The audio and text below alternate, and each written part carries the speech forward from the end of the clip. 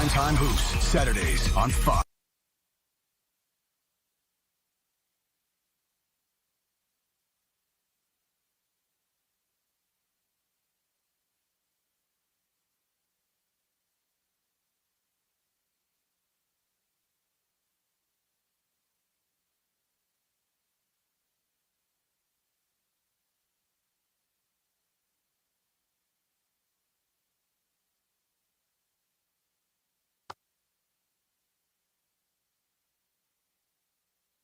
All right, it's time for Fox 10 Talk Sports, the fun stuff. I'm not sure what this is on the split screen here, but yeah, we've got my guy, That's Mark different. Malerich in the house. We get some nice. Listen, if anybody was watching on Fox 10, they know it's a scramble drill now for us to get over here. How you doing, man? Are you excited about the ASU schedule? We'll talk about that in a minute. But we got the Cardinals. They're looking for a head coach. Plenty of candidates out there. Anybody out there that excites you, Mark Malerich? You know, I don't know. First of all, it would help if I was where the camera is. No, that's okay. There's nothing exciting. That's the thing is, I think because the intrigue of the job is tough to where you're not going to get a big name. We know that. Yeah. But if you could find somebody like a Joe Brady who's been in the league, young coordinator. I know they did that with Jonathan Gannon as the young coordinator type, but it's something where you got to hope you find Jordan Ott. Right. Just like the Suns. You got to hope you find that guy that's so intelligent, so smart, driven to just make it work, and can do it with not a lot of pieces. Because right now, the first year, maybe two, it's going to be a little tough sledding. So, but for a name, no, there's nothing that wows me quite yet. And you got to think, if you're a guy out there that has options as a head coach, you say to yourself, okay, let's say the Raiders offer me the job, and let's say the Cardinals offer me the job. What is better? You know, when you look at what you're going to have to work with, for example, who's going to be your quarterback here for the Arizona Cardinals? You know, Kyler Murray's under contract, but, you know, all signs point to him heading out. You know, Jacoby Brissett, he has one more year left in the deal. Do you guys draft the quarterback? So we talked to our NFL insider, Howard Balzer, who talked about the quarterback situation for the Arizona Cardinals. Listen to this. They want to know is who's going to be the quarterback, because everyone says, well, there's only 32 of these jobs, right? Well, it's big money that you can make, but coaches are competitive. They want to win, and when they get that first ring, that first shot at it, or in Robert Saleh's case, the second, they want to know that they have a legitimate chance to win with the organization that they're going to. And so they have to be comfortable with the general manager calling the shots, but they also want to know who the quarterback is. Because if you don't have one, guess what? 3 years from now, we're going to be looking for the Cardinals going to be looking for a coach again. Yeah, and it's not Robert Saleh. It's not going to be Robert Saleh this year.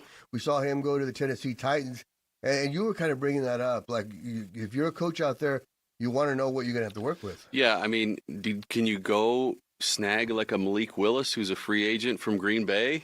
And you know, a talented quarterback, was a first-round pick, and could be that next Sam Darnold, the reclamation project, that maybe he's, you know, the next guy. But to your point, Kyler Murray probably won't be here. Yeah. Jacoby Brissett, maybe you keep him as a one-year bridge and just tell this coach, look, draft a quarterback in a pretty light quarterback draft, albeit, or find a free agent that maybe you can have sit for a year and then just take your lumps, because this division is just tough. Right.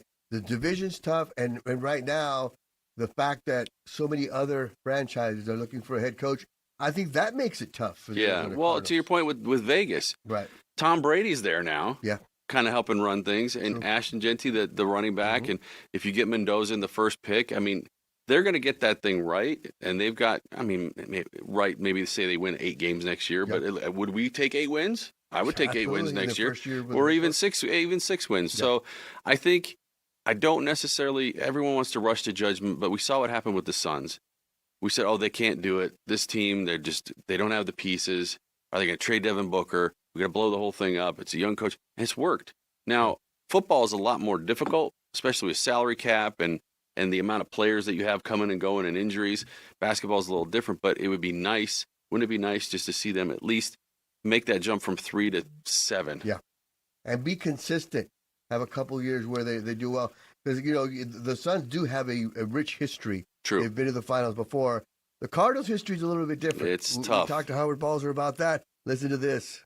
You know, all these coaches know what the history is of the Cardinals with head coaches. And I think that gives some of them pause. And some guys, I mean, look at Ben Johnson of the Bears. I mean, he was in the mix for a couple of years and decided not to go anywhere because he wanted it to be what he felt was the right fit and gave him the best chance to win, because he knows he was still going to get chances down the road. We've seen other coaches do that. And so who knows what's going to happen with the Clint Kubiaks of the world and some of the and all these coordinators. They're excellent coordinators, but no one really knows how they're going to be as a head coach and a leader of the whole team. And I think that's why hiring an experienced head coach is a good move. I mean, heck, you mentioned Pittsburgh.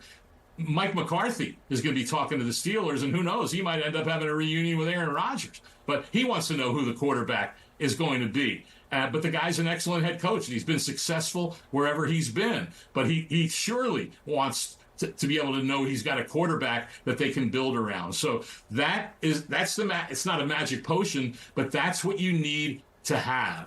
And you've got to be able to convince a coach that your team is the spot that you should go to, and you have a real chance to be competitive and to win. Yeah, okay. So do you go with a guy that has head coaching experience, a la Vance Joseph? That's what I was just going to say. Yeah, tell me because I feel like the fan base right now would be completely let down if Vance Joseph, and you can already read the tea leaves and see that the social media people do not want Vance Joseph. And I could see why Michael Bidwell would gravitate towards him, because he had him in the building before. He knows what he's going to get. Right. So maybe it's kind of one of those like, okay, I know what I have, I know what I can get, versus the unknown. But he's been there, done that as a head coach, didn't do well. It doesn't really move the needle, I don't think. So maybe like a Raheem Morris, who left Atlanta, which I actually thought Atlanta was starting to trend in the right direction, even though they were kind of messing around with the quarterback position. And then they bring in Matt Ryan and kind of clear everything out there. But like, he would be a guy where I think he would command the room. I think the players would respect him. And that's what you need in this position. You need a guy that's going to stand up there, and the guys are going to look him in the face and say, okay, all right, we trust what he's saying. We're bought in. Let's go. Yeah, and it's funny because you mentioned Raheem Morris. He won 8 games in back-to-back seasons there in Atlanta. Yeah. And still gets fired. And they weren't doing him any favors, drafting Michael Penix and then going out and getting Kirk Cousins. So it's like, what's going on there? And then you see a guy like Sean McDermott, get fired in Buffalo.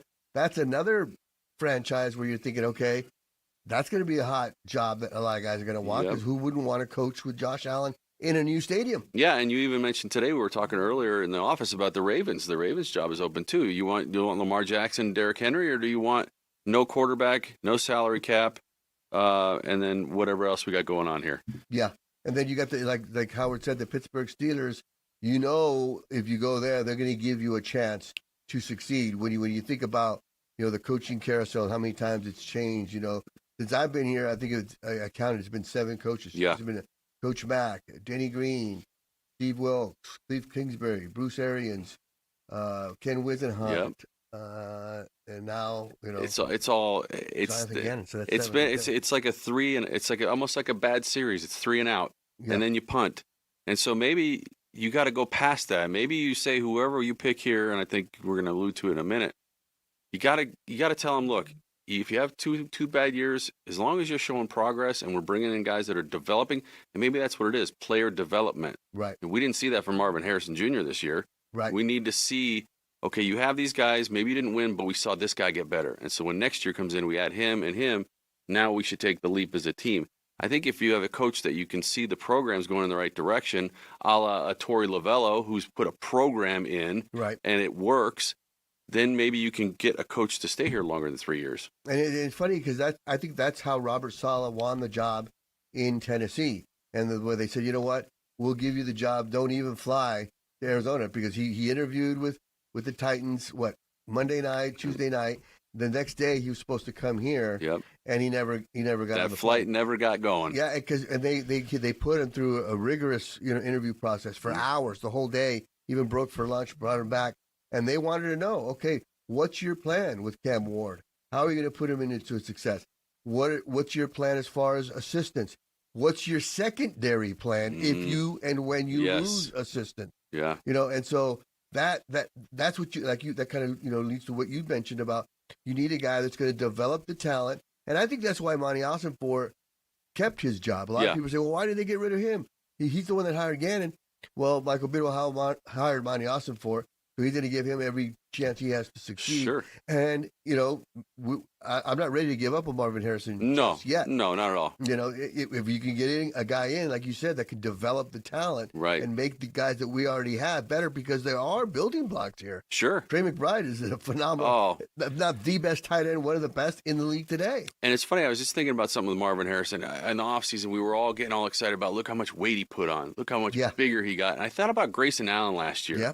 Remember when they had Grayson Allen beef up and they're like, he's going to guard power forwards? And I'm like, what are you doing? Yeah. He's a shooting guard. He needs to be lean. He needs to be able to get up and down the court. I wonder if they might go that route. I mean, I wonder if Marv might maybe go back to trimming down to a comfortable weight. Maybe he wasn't comfortable at that weight. Yeah. We don't know. But obviously he got nicked up quite a bit. So I wonder if that had anything to do with it. But I know Howard had some more to say. Right. But you mentioned the Grayson Allen thing. It also goes back to coaching and the fit that you have with your coach, because he did great his first year here, Grayson Allen did. Yes. The year before, when he left Milwaukee with Coach Bud, he did not do no. well. Then Coach Bud's coming in, I'm like, oh no. It's like kryptonite. This is not going to be good, because he didn't seem to fit with him. Right. And he didn't have that year. So then you get Jordan Ott here, and look what's happened. Grayson Allen's looked fantastic. And I want to go back and check. Is he at the same weight he was last year? Or did he lose weight? It looks like he looks trimmed down. Yeah. Because he looked noticeably bigger. He did. Which is odd. Like Marvin Harrison. Yes. Like James Harrison. That's true. And so, we'll talk about, what Howard had to say about the coaching candidates. And I want to touch on the Suns, because you made an excellent point of, look, the Suns went out and got a young guy on the rise. And you say, you want a guy with experience, but everybody has to get their first coaching job sometime. Right. And he was a guy that was earmarked to be a head coach either this year or next year, that was respected in the league. So you got a guy that everybody who knows the NBA is like, that's the guy. Are the Cardinals going to do that? Because I feel like the Cardinals, it's going to be a game of ring around, or what is it, the duck, duck, goose, and they're going to be the last one sitting. Or with musical chairs. That's it. Yeah. Musical chairs. And and so we'll see what happens. But I think a young hotshot coordinator would be good. We'll talk about that coming up after the break.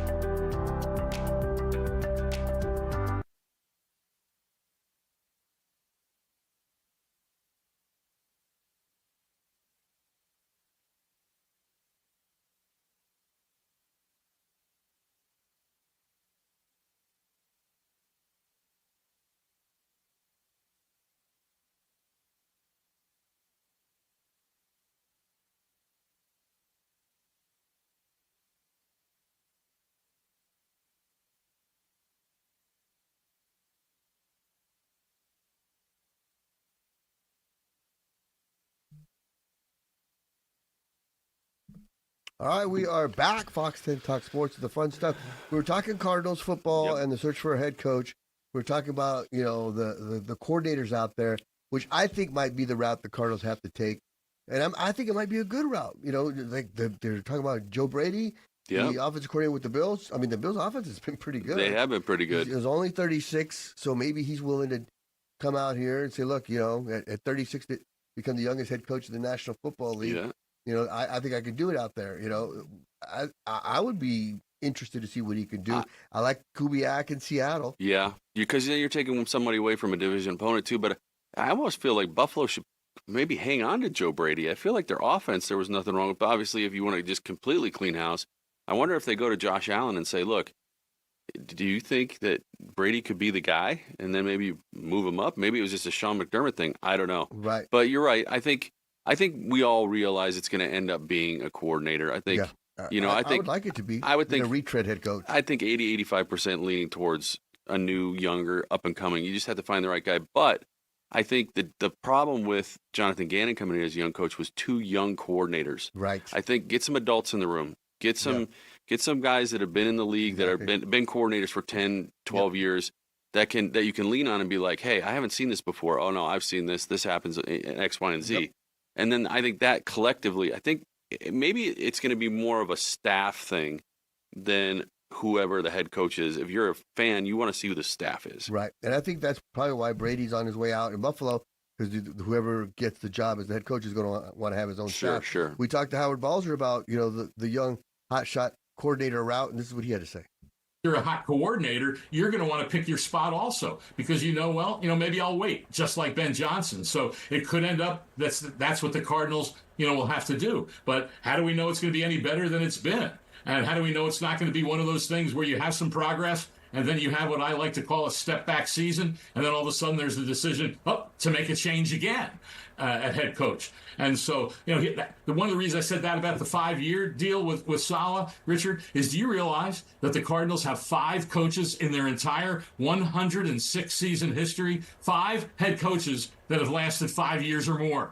3 have lasted 5, 2 have lasted 6. That's it. So I think you've got to send a message to the coach you're hiring that we're going to be in with you for the long haul. And if there are some rough spots, we will navigate through it and give you a chance to come back from it. And I think that's what becomes very important, especially with a franchise that has this kind of history with head coaches. Yeah, and that was, Howard Balzer on Sunday during Fox 10 Sports Night at 10:30. If you guys haven't watched the show, tune in on Sunday nights. It's a very informative show, entertaining show. But we were talking about Robert Saleh and how to get him here, and of course, this is before he took the job with Tennessee. Right. And Howard had a good comment about, look, make sure the guy knows he's going to have a chance to grow here and stay here. Yeah, and we were talking about it earlier, and that was kind of the point I was making, that I didn't want to jump the shark on Howard, is that maybe you have to do that. Good, better, and different. Say it's a 5-year contract. That the earliest we could even consider firing you maybe is year 4. But you get 4 full seasons. Yeah. If you can't do it in 4 full seasons, if you can't graduate in 4 years, maybe you need that extra year. But if you don't see the progress that you're looking for as an owner, you got to start over again, and then again, and then again. Something's got to stick at this point. Yep, and you can't be successful if you're changing leadership every 3 to 4 years. We mentioned the Pittsburgh Steelers as an example. They're looking for their 4th head coach since 1969. Decades. Not years, decades. Yeah. Over half a century. And you know full well that organization is going to give that coach time to grow. Right. And, they may even give him 6 years before the fans start going, wait, maybe this isn't the guy. Right. And even if the fans do. They might say, too bad. Yeah. Because they were wanting Mike Tomlin to get fired, and he didn't get fired. Well, you told me a story. You told me about Cowher today. Yeah. That's a good story. Tell us. So where the fans were wanting Bill Cowher to get fired, and he was having a down year. And the owner of the Steelers, Dan Rooney, said, well, I've got a good coach. That's hard to find. He fired the GM. Yeah, and the GM was the one complaining about the coach. Yeah. And so then they ended up winning a Super Bowl with Bill Cowher. And that seems to work. So, you have to give the guy a chance to grow into the position and get his staff and put his thumbprint on the program. Yeah. And look what, like we already touched on, look at the Suns. They're having a great year. And talk about the rich getting richer. Jalen Green came back. Oh, I know. And that's a huge boost for Suns fans. And I think people are worried, like, how is he going to fit in? Is he going to buy in defensively? but his athleticism and his ability to beat people off the dribble just creates so much more space for everybody. And he's having fun. And Devin Booker is laughing and having fun and smiling. And it's kind of starting to get that vibe of the year they went to the finals. Now, granted, is this team as that talented as that? No. But I feel like if the Suns can finish in the top 6 in the West and have a series, not be in one of the play-in games where it's like one and done, they're going to be a tough out. Yeah. If you got to play them in a 7-game series, the thing is they play hard, like playoff intensity now. Yeah.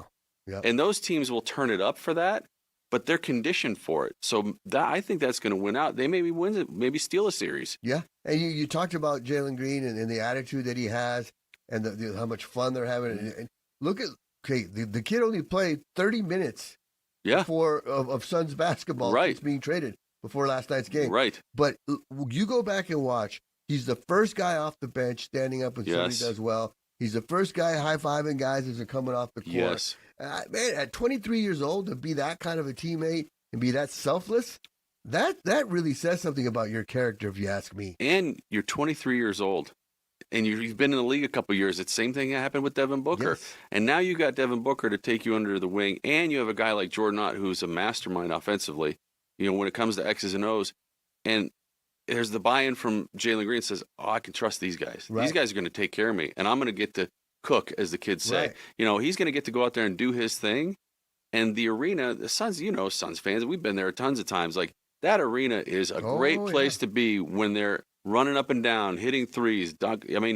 It's just an exciting brand of basketball that's finally back after it felt like 2 years of the team just really having nothing. Well, yeah. And you mentioned, Jalen Green said, these guys let me do my thing. And you have a dog in Dylan Brooks who's going to protect you. Yes. And you need him on that wall. Yep. You want him on that Yep. wall. So it's funny because, when the trade went down with Kevin Durant, they talked about the draft pick, they talked about Jalen Green, but I kept saying, Dylan Brooks is a big piece of this puzzle. And he's been absolutely fantastic. Well, especially when you needed NBA vets. You needed bodies that have been in the NBA and could play, and you could fill out a starting lineup.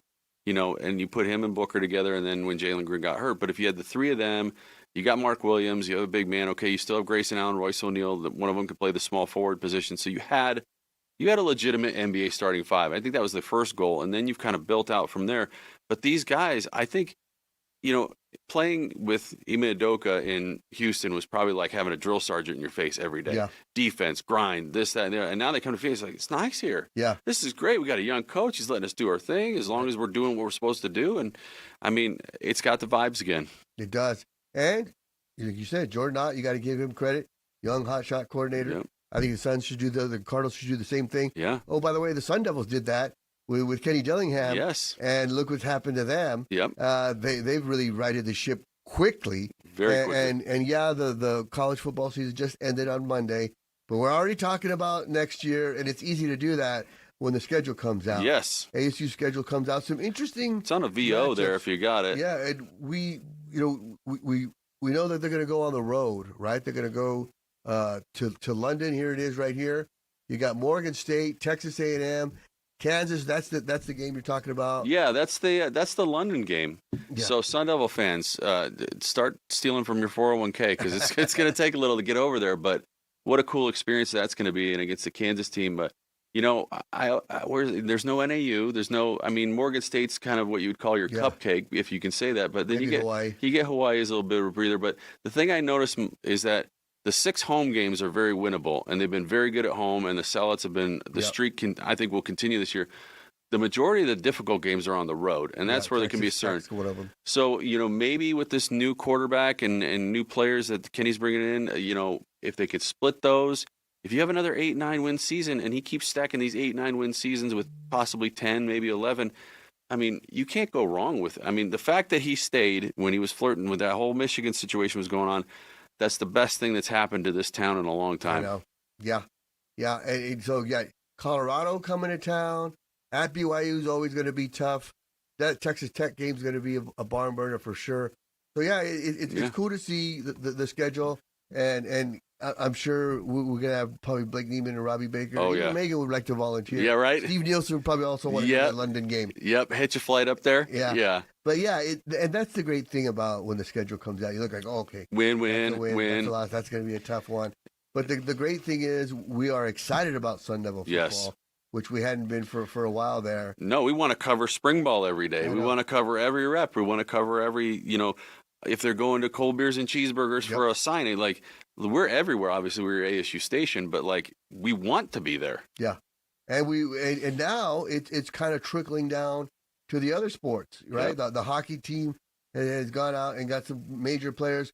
Oh, by the way, Molly Miller's doing a fantastic job at ASU. I mean, she wanted Drury as a player, wanted Drury as a coach, wanted GCU. Doing the same thing now. We've got her show on our air now. It's on Wednesday nights. And tell them what's coming up on Friday at the hockey game. Yeah, I'm going to be out there. The Rolled Richard Super Tailgate Party continues. It's coming back again. We're taking it out to Mullet Arena. So if you're out there, come by and say hi. Even if you're not going to the game, we're going to be out there in the parking lot. I'll have an RV from Sun City RV. That's right. It up. Oh, they've done it out. Sun City RV. I know. Yes. I might become a squatter. I don't know if I'm going to get out of that thing. Hey, they're making it nice. They are. What started off as a bit in the Super Bowl a couple years ago, almost like a Breaking Bad type thing, has blossomed into this segment that we do, and we're going to continue to do. And we're going to continue to try to go all over spring training. Yeah. Coming up, you've got something coming up with spring training. D-backs will be starting in a few weeks, and Megan will be out there every day. So, and then keep an eye out for the tailgate. It's a great time to be alive. Oh. We got the Waste Management Opens coming up. Yes. Then like you mentioned, pitchers and catchers are reporting. Yeah. I'm going to do something with hopefully the D-backs and the Padres. I'm going to try to be a grounds crew member for a day, take the RV out to that. So we're trying to find different ways to get the RV out there and have some fun. Yeah, it's going to be a great time. And, Robbie and Blake will be out there as well. And, Megan talked to Willie Bloomquist this week, so we'll have that story. The pregame show is from 6:30 to 7 on Friday night. And it's ASU in North Dakota, I believe. It's a really good team and really talented. So, Sun Devil hockey. Yeah, I hope you guys keep watching because we're going to keep talking, and we'll see you back here next week.